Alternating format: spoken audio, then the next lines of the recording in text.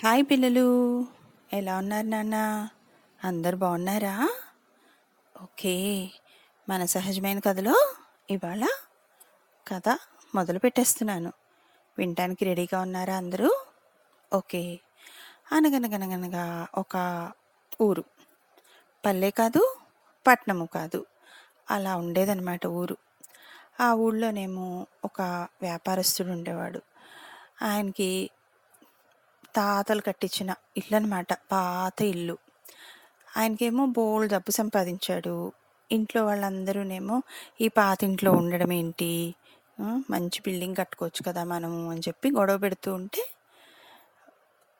ఒక మంచి బిల్డింగ్ కట్టుకున్నారనమాట. అయితే ఈ వ్యాపారస్తుడికి ఏంటి, బోల్డ్ అన్ని నమ్మకాలు ఉండేవి.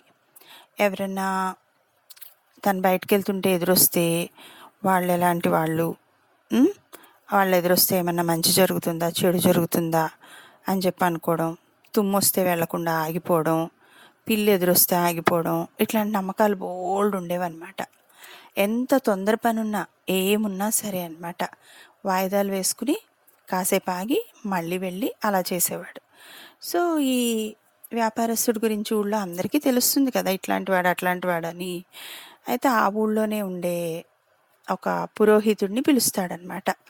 మా ఇల్లు గృహప్రవేశం చేసి పెట్టాలి మీరు, మీరే కదా ఇక్కడ పెద్ద పండితుడు అని చెప్పేసి అనేసి అడిగేసరికి అతను ఏమంటాడు, ఇప్పుడప్పుడే మంచి రోజులు లేవండి, కొన్ని రోజులు ఆగండి అని చెప్పేసి. ఈ వ్యాపారస్తుడికి అన్ని నమ్మకాలు ఎక్కువ కదా.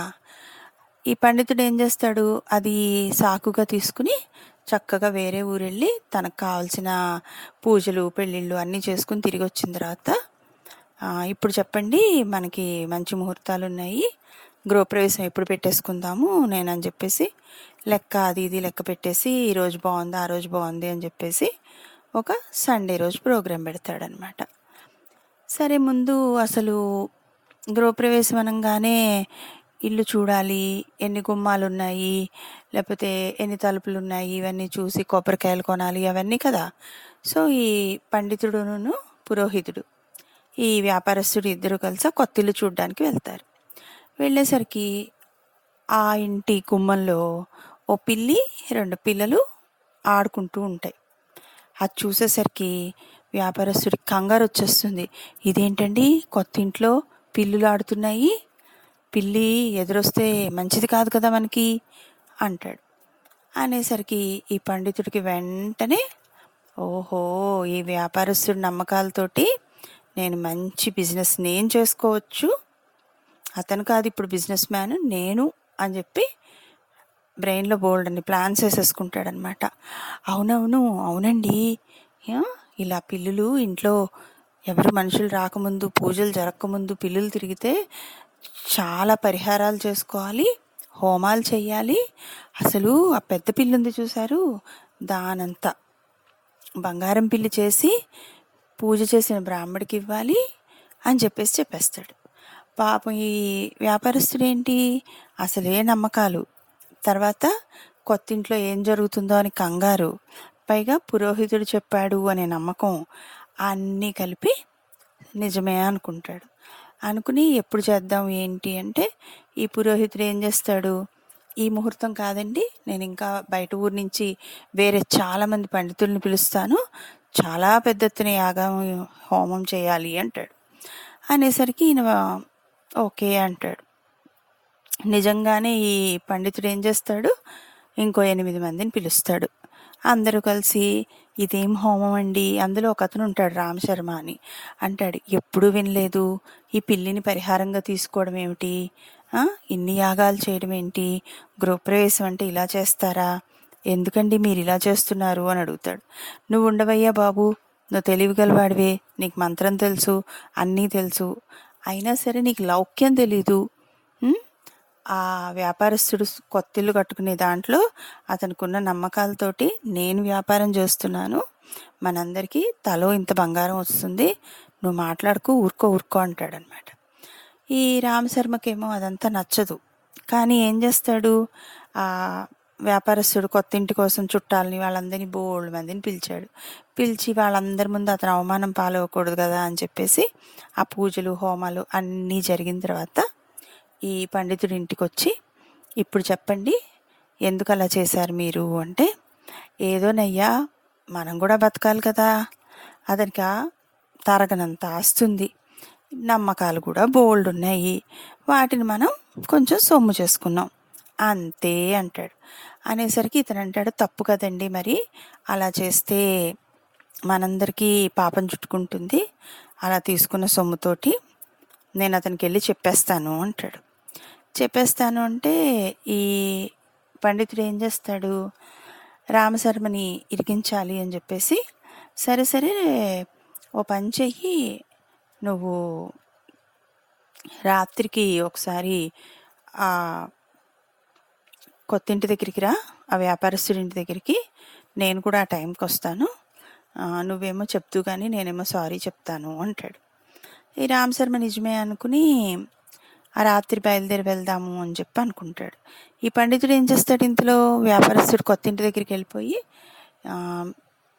నేను ముహూర్తాలన్నీ లెక్కపెట్టి అన్నీ చూశాను, కానీ ఒక చిన్న పొరపాటు జరిగింది, ఇంతమంది పండితుల్ని పిలిచాం కదా, వీళ్ళల్లో ఒక అతనికి మంత్రాలు సరిగ్గా రావు, అతను తప్పు మంత్రం పలకడం వల్ల ఇవాళ మీ ఇంటికి దొంగలు పడే అవకాశం ఉంది, సో జాగ్రత్త అండి, ఇదిగో మీ దగ్గర ఉన్న దుడ్డు కర్ర రెడీగా పెట్టుకొని గుమ్మంలో ఉండండి, ఎవరైనా వచ్చి తలుపు కొట్టినా చేసినా ఆ కర్రతో దెబ్బలు వేసేయండి 4 అని చెప్పేసి ఒక కర్ర ఇచ్చేసి వెళ్ళిపోతాడనమాట. పాప ఇంటి యజమాని ఏం చేస్తాడు, నిజమే అసలే నమ్మకం, అందులో ఈ పండితుడు చెప్పాడు అనేసి ఆ కర్ర పట్టుకుని ఆ గుమ్మంలో లోపల సైడ్ నుంచుని ఉంటాడు.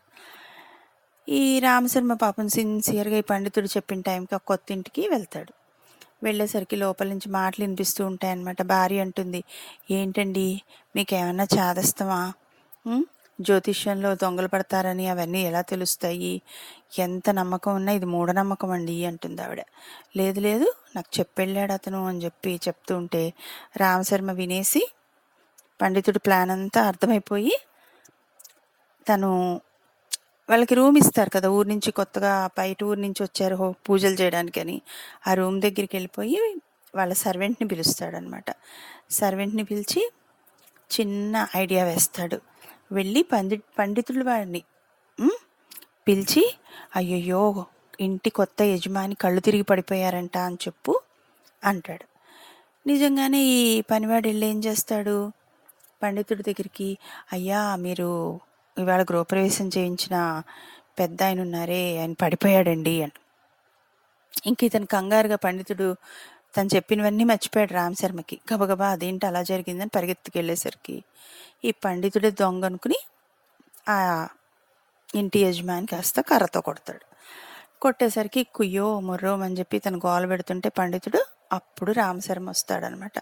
రామశర్మ వచ్చి ఈ పడిపోయిన పండితుడిని లేపి తర్వాత ఇంటి యజమాని ఆపి, ఆగండి ఇతను చేసింది తప్పే, ఇదిగో ఇలా ఇలా జరిగింది, నమ్మకాలు ఉండడం మంచిదే కానీ మూఢనమ్మకాలు ఉండకూడదు, ఎవరు చెప్తున్నారు ఏం చెప్తున్నారు అని ఆలోచించి చేయాలి పనులు, ఎవరో ఎప్పుడో ఏదో చెప్పారు కదా అని అవన్నీ మనం మైండ్లో పెట్టుకోకూడదు, పిల్ల తిరిగితే ఏమవుతుంది, ఖాళీ ఇంట్లో ఏమీ అవ్వదు, సో ఇలాంటి చిన్న చిన్న విషయాల్ని పెద్దవి చేసుకుని వాటి కోసం బోల్డ్ అంత డబ్బులు పాడు చేసుకుని ఆ నమ్మకాలు మళ్ళీ నెక్స్ట్ మన పిల్లలకి వాళ్ళకి లాజిక్ లేకుండా అసలు ఎందుకు జరిగింది, ఎలా జరిగింది, దీనికి కారణం ఏంటి, ఇవన్నీ తెలుసుకోకుండా ఇలాంటి మూఢనమ్మకాల్లోకి వెళ్ళకండి అని చెప్పి రామశర్మ చెప్తాడనమాట. పండితుడు కూడా ఏంటంటే, బుద్ధి వచ్చింది, అత్యాశకు పోకూడదు, ఎవ్వరికి మోసం చేయకూడదు, ఆ మోసం చేసిన సొమ్ము మనకి కలిసి రాదు, మన పిల్లలకి కలిసి రాదు అని చెప్పి అర్థం చేసుకుంటాడనమాట. పిల్లలు ఇంకో కథతో మళ్ళీ కలుద్దాం మనం. బాయ్ కన్నలు.